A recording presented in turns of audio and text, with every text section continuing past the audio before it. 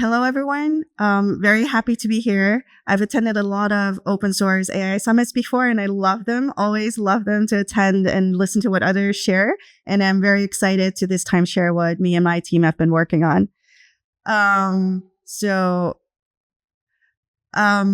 Over Christmas holidays, we took Erica's example and we worked over Christmas. we did not organize a conference in the second week of the new year, but what we did do is we launched an experiment. So recently we shipped the alpha version of our product, and that's a memory network for agents. And over Christmas, we built a Claude skill. Curious, how many Claude Code users are here today? A very proud one, and went up right away. Oh, wow, just 2? Okay, a few more. All right. So we built this Claude skill, and basically for those who are not really familiar with Claude skills, what we built was a plugin. So Claude Code users could plug in our memory layer into Claude. So Claude could very easily save stuff. So for example, when you're coding and you're like, oh, well, Claude, please save this, the architecture of the software that I just built. And then it would save it on this external memory layer. Or, hey, Claude, I just used this new developer tool. I used Bun. What is the advantages of it? When should I use it? What are the considerations? And then save it to Ensue so I can retrieve this next time and use it again. So what we did is we built this skill. So it's very easy for Claude Code users to plug in this memory layer. And then we just posted about it on Hacker News. And we know that there are other memory solutions out there, but we just wanted to see, like, what do people think? How do they respond? Do they like it? Do they not like it? Would they even respond? And they did respond. Yay. So as you could see on a previous slide, the post reached the front page on Hacker News. It stayed top 3 on the show category for a while. We posted on a very weird time. It was a very casual experiment. We posted it before we went to bed. And when we woke up to more than 200 comments. And those were all comments with very valuable feedback. I'll dive into them in a bit. And it was a very fresh repo because the skill is something we just shipped. And then we had suddenly 200 stars, and we onboarded 30 devs who were already feeling that memory pain into our alpha and to see how they interact with our product. So sharing some of the takeaways, going through these 200 responses, we realized agent memory is a real problem that a lot of developers are dealing with.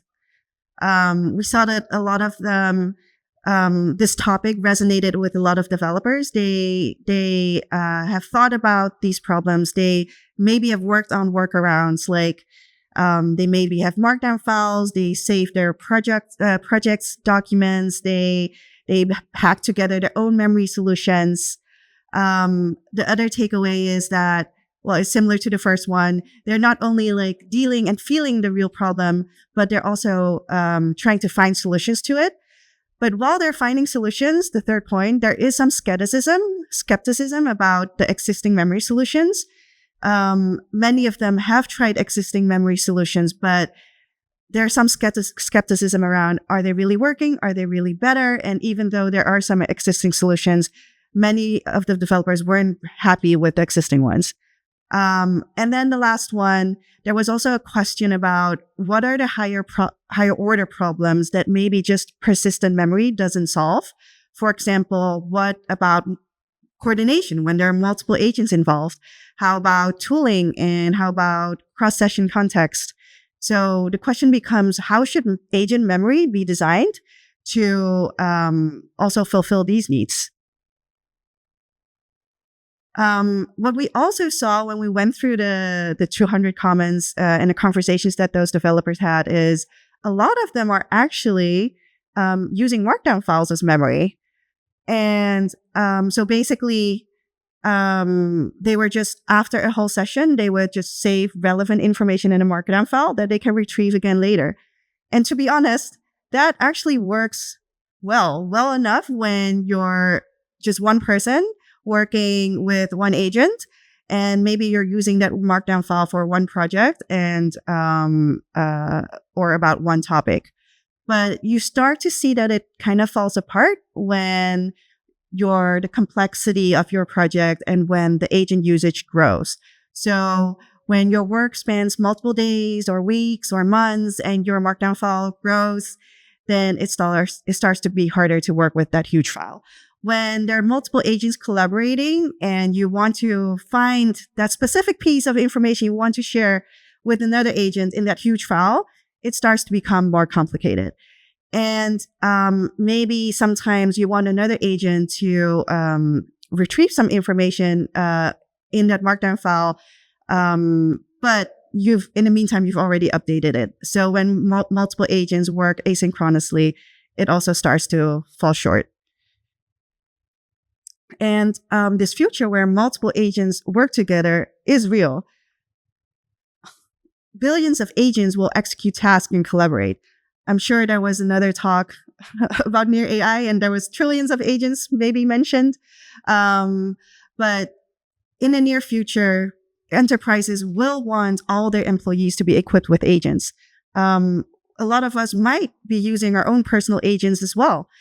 And right now, a lot of us are using the agents just for our personal use. We use it to enhance our workflows, improve our capabilities.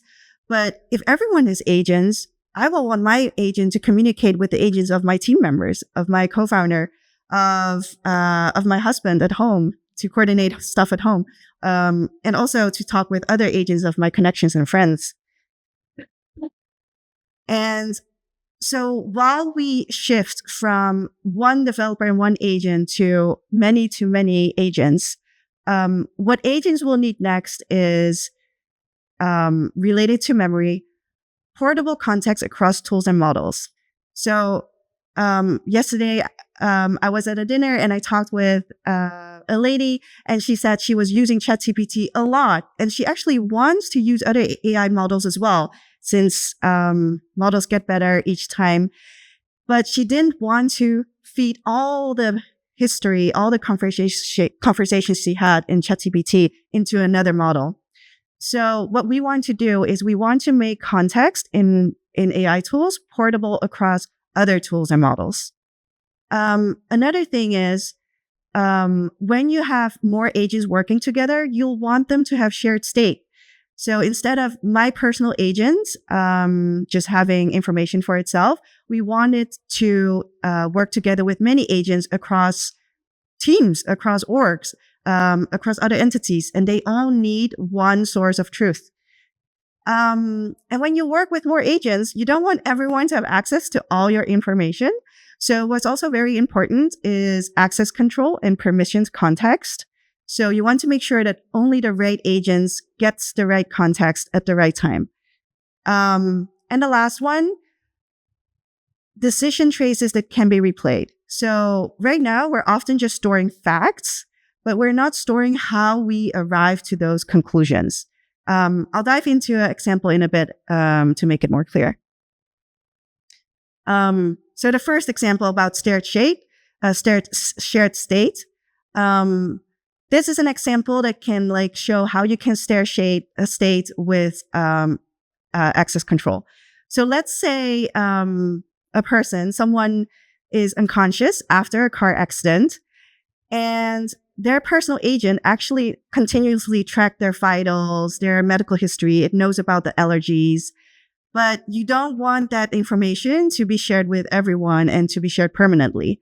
So what you can do is, okay, my personal information about my vitals and medical history, they can only be granted, access to that can only be granted when the requester is an agent of emergency responder. So not to random people, but only to the agent of the emergency responder. You could say only granted when I'm unconscious. And the responder needs to be physically nearby. So only the agent of the emergency responder when it's within, 10 meters radius. And that way, with that programmable access control, you can make sure that agents share just enough context, the right context at the right time with the right agent. Another example can really show what I meant with shared reasoning. So nowadays, reasoning is very ephemeral. whenever we give our AI models information and a query, we ask it to consider all the factors, and then it gives a response. And then we remember that response, but we didn't remember the whole decision process and the mental framework that we used to reach that conclusion. So this is an example with let's say within a team, you want to make a product prioritization decision, and you paste all the discussions about the product priorities into your prompt. You give the AI all your roadmap nodes and dependencies. You give the AI all the information about the competitors. And then you ask the AI, hey, should we prioritize feature X, this feature? And if you're using a very smart model, it will give you a good answer. So it will give you a good answer with good reasoning, with sensible trade-offs. So that part works, but that reasoning only exists in that moment. Let's say if weeks later you want to revisit that decision because maybe, you got new input. Maybe the things that your competitors are doing has changed, or maybe there's a new technique that everyone is using, and you want to revisit that decision, but you don't really remember what went into the original prompt, and the context might have shifted. So what happens, even if the AI model might give you an answer, maybe the framing was different. Maybe there are different reasons that are now being emphasized, or maybe how do you know some assumptions that you made previously have now disappeared? So the decision, the new output actually became harder to trust. So what you want is actually that whole mental framework that you used first time, you also want that to persist. So you want reasoning that persists, that accumulates over time based on new input that you get and changing situations.